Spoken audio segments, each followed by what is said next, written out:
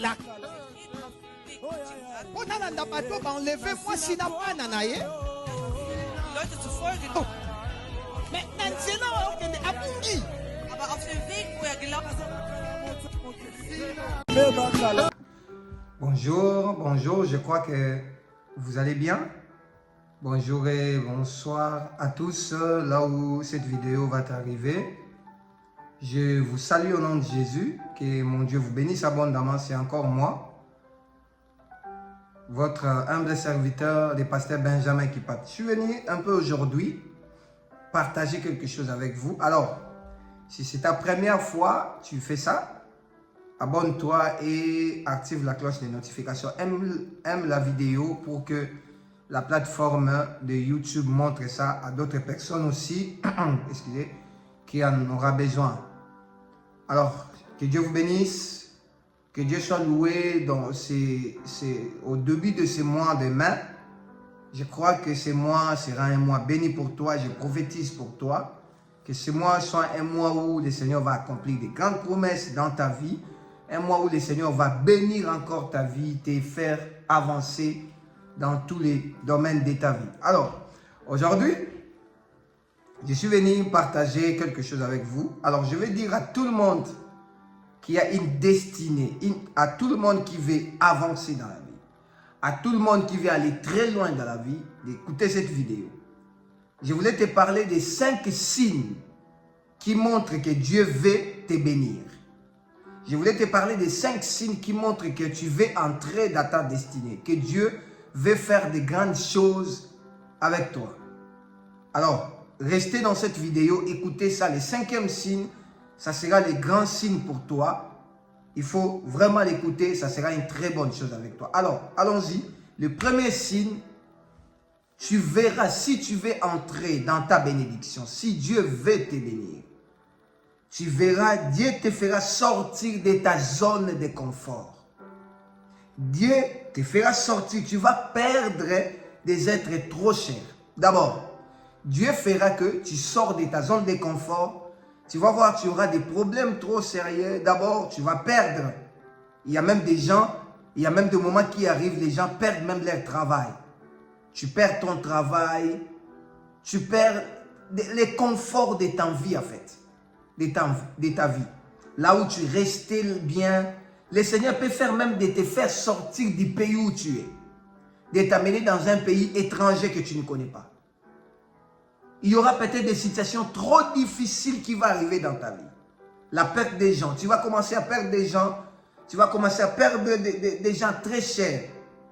De passer des moments de difficulté. Tu es incompris par tout le monde.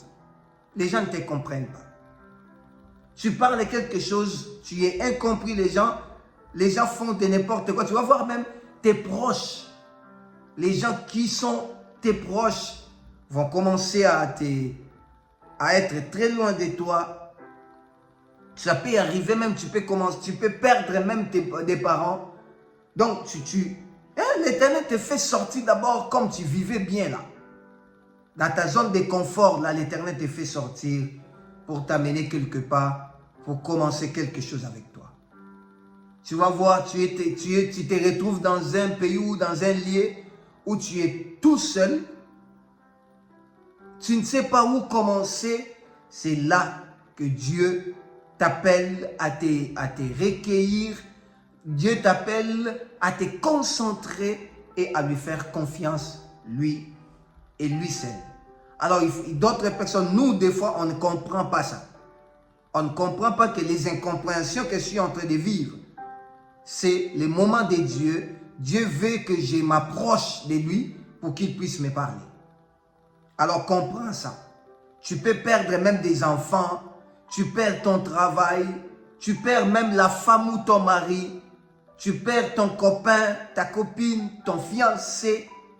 Des moments comme ça, donne-toi dans la prière et Dieu fera quelque chose de bon pour toi. Deuxième signe, tu passes des moments, tu crois que Dieu t'a abandonné. Des moments difficiles qui arrivent dans ta vie. D'abord, premièrement, l'Éternel te fait sortir. Premier signe, il te fait sortir de ta zone de confort.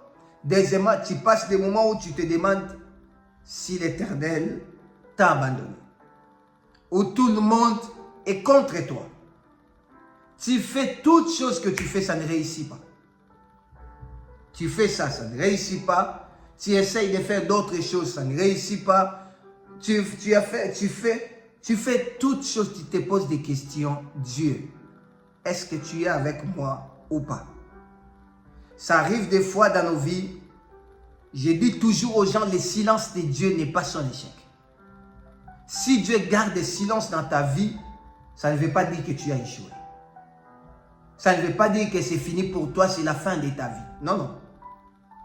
Le silence de Dieu, ça peut être que Dieu est en train de réfléchir. Qu'est-ce qu'il peut faire avec toi? Comment est-ce qu'il va accomplir sa promesse dans ta vie? Alors, ça ne veut pas dire toutefois que c'est le silence de Dieu, c'est son échec. Dieu n'échoue jamais. Fais-lui confiance. Alors, dans des moments comme ça, dis-toi que le Seigneur veut accomplir quelque chose de très grand dans ta vie. Une grande chose dans ta vie. Il veut accomplir quelque chose de très grand. Tu passes des moments, tu te poses des questions. Dans des moments comme ça, garde la foi. Ne perds pas ta foi. Ne perds pas ta relation avec Dieu. Garde toujours la foi. Troisième point, le temps des rencontres avec de nouvelles personnes. Dieu, si tu veux entrer dans ta bénédiction, si Dieu veut te bénir, il va faire que tu puisses rencontrer de nouvelles personnes dans ta vie. Mais, avant de rencontrer ces gens, le Seigneur fera que des anciennes personnes, tes relations, tes anciennes relations, que les gens puissent t'abandonner. C'est pourquoi il ne faut pas toujours pleurer quand les gens t'abandonnent. Parfois, le Seigneur est en train de trier ton entourage.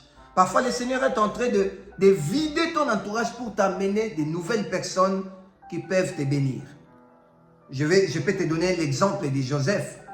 Joseph a connu ses frères. Joseph avait des relations, avait des connaissances. Mais le jour où on a vendu Joseph, Joseph s'est retrouvé en prison.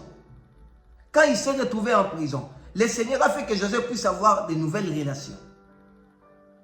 Il a connu les chansons, il a connu les panetiers, parce qu'ils étaient dans la même prison. Dans la même prison, pardon. Alors, ils ont tellement fait connaissance avec Joseph, c'était des nouvelles personnes que Joseph a connues. Mais ces nouvelles personnes-là ont aidé Joseph à arriver là où le Seigneur l'avait promis. D'arriver là où Dieu voulait lui bénir.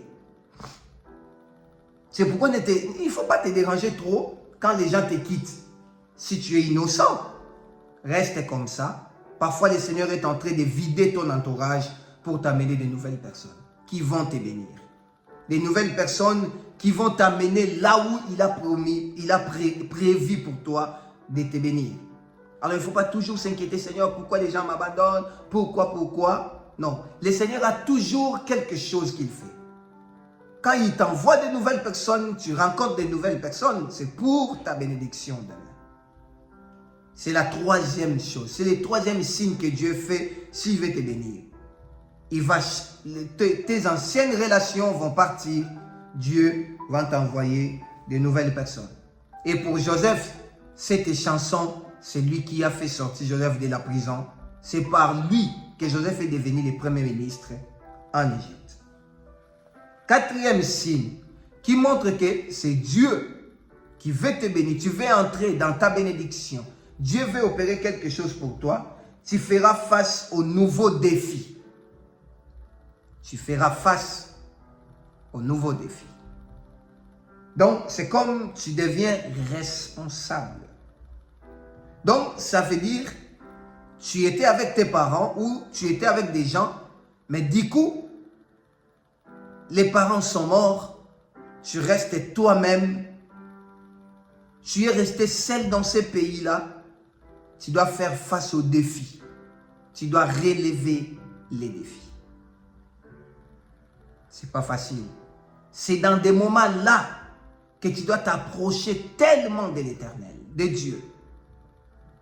Parce que tu deviens responsable de tes frères. Tu as des défis à relever. Parfois, vous êtes des locataires, vous devez payer la maison. C'est les parents qui payaient la maison pour vous.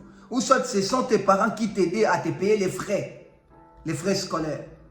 Mais maintenant, du coup, tu attends que les parents sont morts. Tu as des défis à relever. Tu as des choses à faire. Tu as des décisions à prendre. Tu es devenu responsable de ta famille. Tu n'es pas l'aîné de la famille, mais tu es 3e ou 4e. Mais tu dois prendre la responsabilité de ta famille. Je me souviens, ça n'a pas été facile pour moi les jours où mon père est mort. Tellement c'est lui qui dirigeait la famille, c'est lui qui était, c'est normal, c'est lui qui était le chef de la famille. Mais maintenant, j'étais obligé de relever les défis de la famille. Alors, dans des moments comme ça, Dieu n'aime pas que tu restes seul, que tu prennes des décisions seul. Il faut toujours consulter les Seigneurs. Il faut que cette situation t'approche de Dieu. Que cette situation fasse que tu puisses être vraiment près de l'Éternel, que tu puisses devenir l'ami intime de Dieu. 4e signe, tu feras face aux décisions. Tu feras face aux défis. Tu dois relever les défis. Ça ne sera pas facile. C'est facile quand tu es avec Dieu.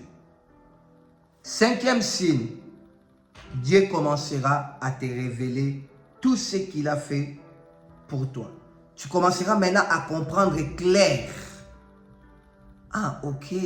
Donc Dieu avait fait approcher telle personne pour telle chose.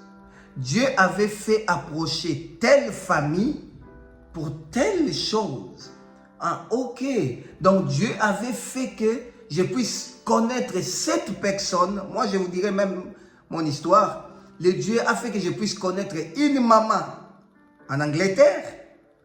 Le Seigneur m'avait promis depuis le mois depuis l'année 2008, oui, 2008 si je ne me trompe pas, que Benjamin, je vais te donner l'Allemagne. L'Allemagne, c'est ton pays. Je te donne ce pays parce que tu m'as servi.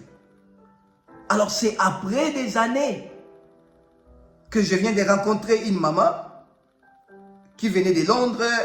Elle a fait juste un congé à Kinshasa. C'était vite fait, je ne sais pas, une semaine ou de 2 semaines. Et c'est comme ça qu'on s'est rencontrés.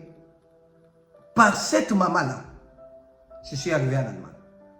Ce n'est pas elle qui a tout fait. Elle m'a connecté avec telle personne. Alors j'ai connu des gens comme ça, des relations. Ah, c'est les jours-là que je me suis dit, ah donc, le Seigneur a fait que je puisse connaître cette maman. Cette maman va m'amener telle place. Et à partir de telle place, je vais arriver en Allemagne. C'est bizarre en fait. Même avec tous les voyages que j'ai fait partout dans le monde, dans des pays, pardon, c'est comme ça que Dieu fait. Tu commences à comprendre des choses clairement. Ah, ok. Donc Dieu avait fait ça pour ça.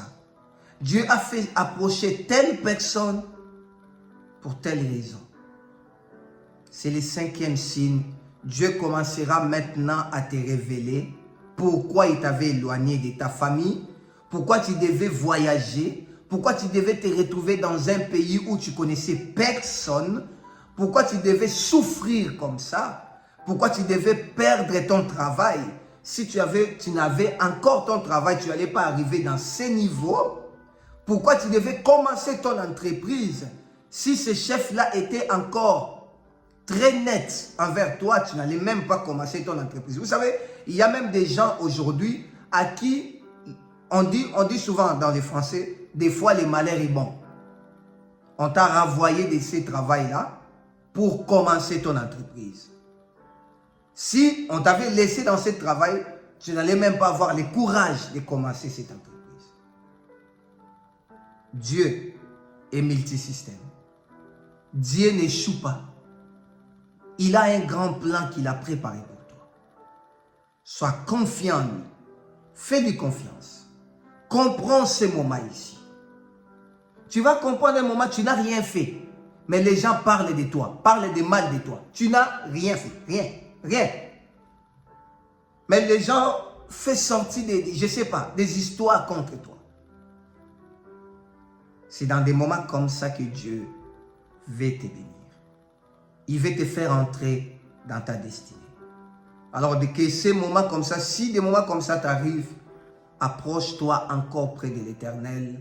Fais que l'Éternel soit ton seul guide et la personne qui va te guider. Si cette vidéo t'a plu, partagez la vidéo, aimez la vidéo. Abonnez-vous si vous n'êtes pas encore abonné sur notre chaîne YouTube et Dieu ne manquera pas de vous bénir. Est-ce qu'on peut prier? Seigneur, nous te faisons confiance. Nous reconnaissons que tu es Dieu qui ne ment jamais. Seigneur, conduis-nous, sois notre Dieu et que seule ta présence nous conduit à jamais. Sois notre Dieu. Au nom de Jésus. Que mon Dieu vous bénisse. C'était votre humble serviteur, le pasteur Benjamin Kipata. God bless.